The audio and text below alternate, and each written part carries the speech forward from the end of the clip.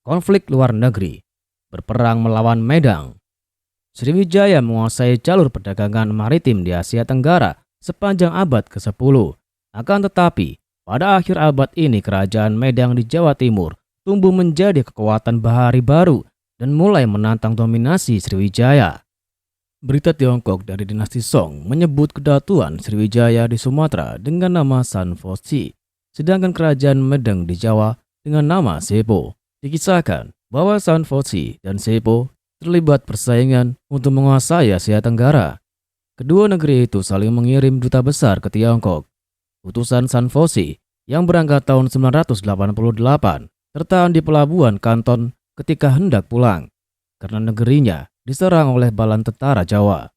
Serangan dari Jawa ini diduga berlangsung sekitar tahun 990-an, yaitu antara tahun 988 dan 992 pada masa pemerintahan Sri Chundamani Warmadewa.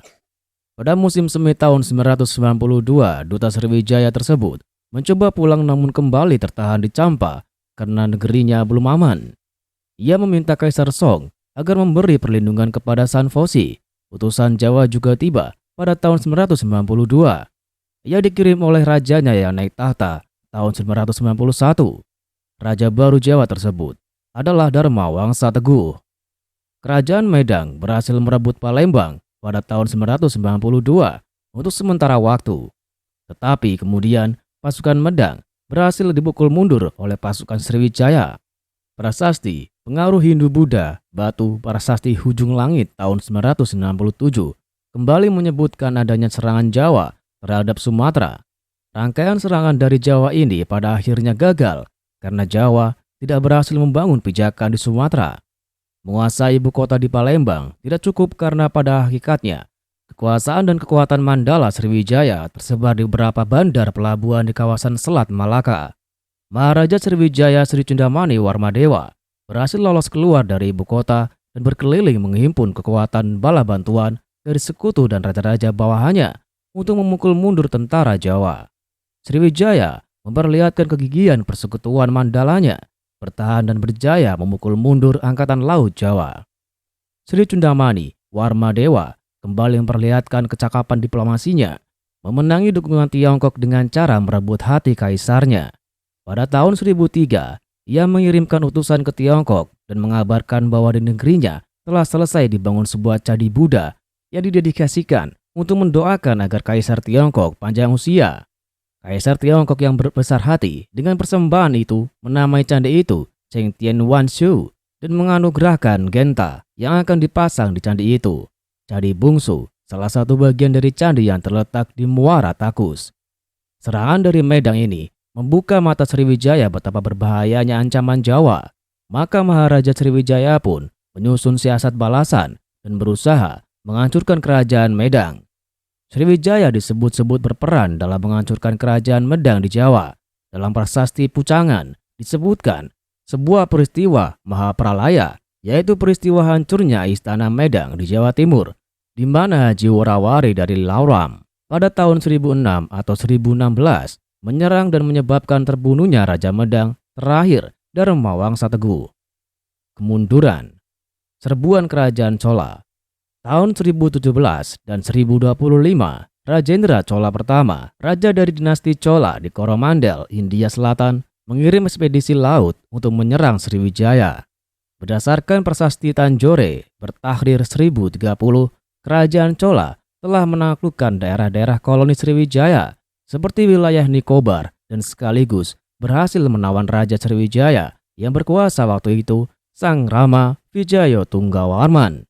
Selama beberapa dekade berikutnya, seluruh imperium Sriwijaya telah berada dalam pengaruh dinasti Chola. Meskipun demikian, Rajendra Chola pertama tetap memberikan peluang kepada raja-raja yang ditaklukkannya untuk tetap berkuasa selama tetap tunduk kepadanya. Hal ini dapat dikaitkan dengan adanya berita utusan San Foxi atau San Foxi ke Tiongkok tahun 1028. San Foxi mengirim utusan ke Cina pada tahun 1028. Tetapi ini merujuk pada kerajaan Melayu Jambi, bukan Sriwijaya Palembang.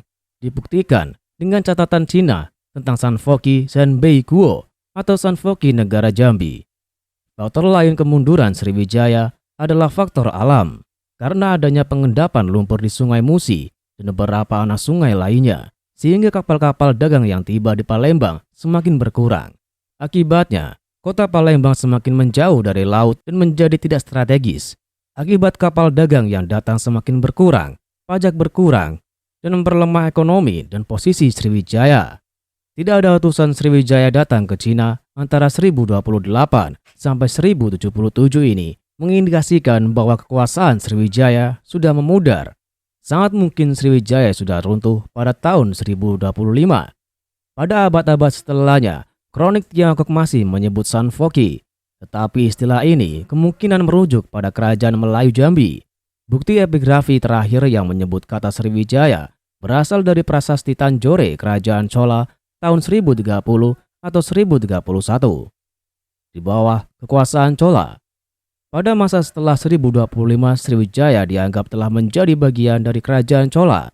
Kronik Tiongkok menyebutkan bahwa pada tahun 1079, Kulotungga Chola pertama atau Tihaua Kalu, Raja dinasti Chola disebut juga sebagai Raja Sanfosi, yang kemudian mengirimkan utusan untuk membantu perbaikan candi dekat Kanton. Selanjutnya, dalam berita Tiongkok yang berjudul Sung Hui Yao, disebutkan bahwa kerajaan Sanfosi pada tahun 1082 masih mengirimkan utusan pada masa Tiongkok di bawah pemerintahan Kaisar Yuanfong. Duta besar tersebut menyampaikan surat dari Raja Qianpi bawahan Sanfosi, yang merupakan surat dari putri raja yang diserahi urusan negara Sanfosi, serta menyerahkan pula 227 tahil perhiasan, rumbia, dan 13 potong pakaian. Kemudian juga mengirimkan utusan berikutnya pada tahun 1088. Pengaruh invasi Rajendra Chola pertama terhadap hegemoni Sriwijaya atas raja-raja bawahannya melemah. Beberapa daerah taklukan melepaskan diri sampai muncul Dharmasraya dan Pagaruyung sebagai kekuatan baru yang kemudian menguasai kembali wilayah jajahan Sriwijaya, mulai dari kawasan Semenanjung Malaya, Sumatera, sampai Jawa bagian barat. Penguasaan kerajaan Chola atas Sriwijaya berlangsung selama beberapa dekade. Kronik Cina menyebutkan Sanfoki Zunian Guo, yang berarti Sanfoki negara Chola, kemungkinan merujuk ke Kedah. Sanfoki Zunian Guo mengirim utusan ke Tiongkok pada 1077, 1079, 1082, 1088, dan 1090 Masehi. Ada kemungkinan bahwa Chola melantik putra mahkota di wilayah yang didominasi Tamil di Selat Malaka. Kolonisasi orang Tamil di Selat Malaka tampaknya telah berlangsung selama 1 abad. Chola meninggalkan beberapa prasasti di Sumatera bagian utara dan Semenanjung Melayu. Pengaruh Tamil dapat ditemukan dalam karya seni, patung, dan arsitektur candi yang menunjukkan aktivitas pemerintahan daripada perdagangan. Cengkeraman Chola di Sumatera bagian utara dan Semenanjung Melayu surut pada abad ke-12. Puisi Tamil Kalingatuparani yang ditulis sekitar tahun 1120 menyebutkan penghancuran Kadaram atau Kedah oleh Kulotungga. Setelah itu, Kedah menghilang dari sumber-sumber India. Struktur pemerintahan. Masyarakat Sriwijaya sangat majemuk dan mengenal stratifikasi sosial. Pembentukan satu negara kesatuan dalam dimensi struktur otoritas politik Sriwijaya dapat dilacak dari beberapa prasasti yang mengandung informasi penting tentang kedatuan, Panua, Samarayada, Mandala, dan Bumi. Kedatuan dapat bermakna kawasan datu, tah rumah, tempat tinggal bini haji, tempat disimpan emas dan hasil cukai Drawi sebagai kawasan yang mesti dijaga. Kedatuan ini dikelilingi oleh Vanua yang dapat dianggap sebagai kawasan kota dari Sriwijaya yang di dalamnya terdapat vara untuk tempat beribadah bagi masyarakatnya. Kedatuan dan Vanua ini merupakan satu kawasan inti bagi Sriwijaya itu sendiri.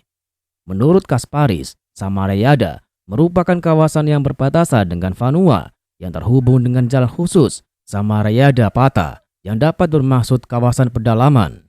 Sedangkan Mandala merupakan suatu kawasan otonom dari Bumi yang berada dalam pengaruh kekuasaan Kedatuan Sriwijaya. Penguasa Sriwijaya disebut dengan Dapunta Hyang atau Maharaja, dan dalam lingkaran raja terdapat secara berurutan Yuva Raja atau putra mahkota, Prati Yuva Raja atau putra mahkota kedua, dan Raja Kumara atau pewaris berikutnya. Prasasti Telaga Batu banyak menyebutkan berbagai jabatan dalam struktur pemerintahan kerajaan pada masa Sriwijaya. Menurut Prasasti Telaga Batu, selain diceritakan kutukan Raja Sriwijaya kepada siapa saja yang menentang raja, diceritakan pula bermacam-macam jabatan dan pekerjaan yang ada pada zaman Sriwijaya. Adapun jabatan dan pekerjaan yang diceritakan tersebut adalah Raja Putra atau Putra Raja yang keempat, Bupati atau Bupati, Senopati atau Komandan Pasukan, dan Dandayanaka atau Hakim. Kemudian terdapat juga Tuan Watak Wuruh atau pengawas kelompok pekerja, Adiyaksi Nijavarna atau pengawas kaum kerajaan rendah, Fasikarana, pandai besi atau pembuat senjata pisau, Kayatsa atau juru tulis, Satpaka atau pemahat, Uhafam, nahkoda kapal, Vaniyaga, peniaga, Pratisara, pemimpin kelompok kerja, Marsi Haji atau tukang cuci, dan Hulun Haji atau budak raja. Menurut kronik Tiongkok, Hisin Sangsu, Sriwijaya yang begitu luas dibagi menjadi dua, seperti yang diterangkan di atas. Dapuntahi yang punya dua orang anak yang diberi gelar putra mahkota, yakni Yuva Raja putra mahkota, Pratiyuva Raja putra mahkota kedua. Ahmad Jelani Halimi, profesor di Universitas Sains Malaysia, mengatakan bahwa pembagian ini dilakukan untuk mencegah perpecahan di antara anak-anaknya.